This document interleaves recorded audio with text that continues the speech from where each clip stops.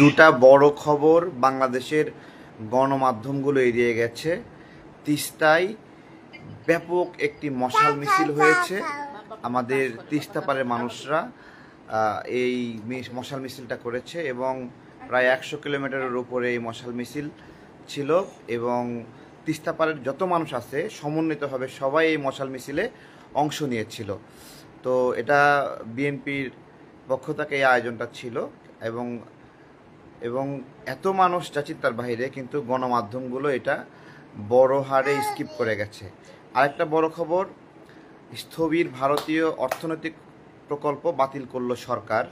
এটা the business স্ট্যান্ডার্ডে শুধুমাত্র news হয়েছে, আর কোনো গণমাধ্যমে সেভাবে আসেনি। আমি আপনাদেরকে বলি, এই মিরসরাইয়ের যে অর্থনৈতিক প্রকল্প, যেটা নিয়ে আমরা দীর্ঘদিন আন্দোলন করছি, লড়াই করছি, সেই প্রকল্পটা কিন্তু এই প্রকল্প, এবং মংলায় একটা প্রকল্প আছে, ওইটাই, দুইটাই। এবং এখানে এমন অন্যায় শর্ত ছিল যে এই প্রকল্পের কাজ শুধুমাত্র ভারতীয় ঠিকাদাররা করতে পারবে। শুধু আরও অন্যায় না, এর জন্য যে যন্ত্রাংশ প্রয়োজন সেটাও 65% ভারত থেকে নিতে হবে।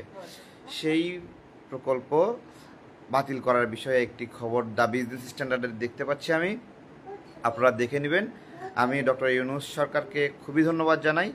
যদিও যদিও এই প্রকল্প ডক্টর ইউনূস স্যার আগ্রহের সাথে বাতিল করেছে এইরকম নিউজ আসেনি। এখানে বলা হয়েছে যে ভারতের সম্পৃক্ততা দীর্ঘদিন নাই, এরকম আরও অনেকগুলো বিষয়গুলো এখানে চলে আসছে।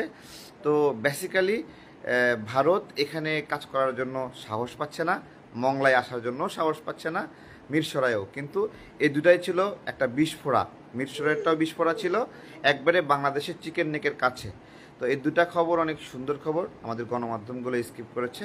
তাদেরকে অনুরোধ করব যে আপনারা এই দুটা খবর খুবই সুন্দর করে ছাপবেন। ভালো থাকবেন, বিদায় নিচ্ছি, আসসালামু আলাইকুম।